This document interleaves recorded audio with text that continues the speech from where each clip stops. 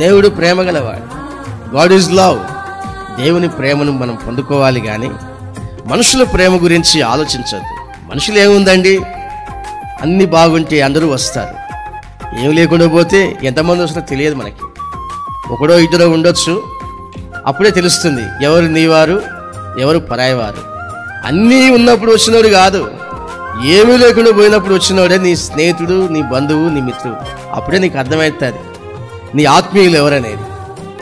కనుక నా ప్రియమైన సహోదరులారా, ఈ ఉదయకాల సమయంలో దేవుని ప్రేమ మన మీద ఉన్నదని గమనించి ఆయనకు ఇష్టానుసారమైన జీవితం మనం జీవించి ఆయన నామాన్ని ఘనపరిస్తే ఆయన ఎంతో సంతోషిస్తాడు.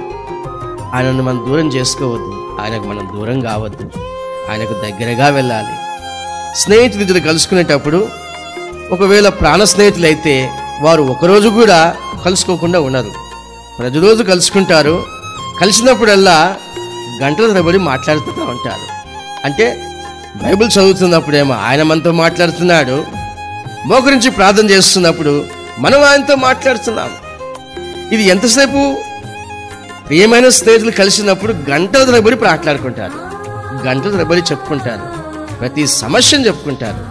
అలాగే వ్యక్తిగత విషయాలైనా కుటుంబ విషయాలైనా ఏ విషయమైనా సరే దాపరికం లేకుండా ప్రియమైన స్నేహితుడు, పరిశుద్ధమైన దేవుడు, ఆయనకు అన్నీ చెప్పుకొని ఆయన ద్వారా మేలు పొందుకోవాలి.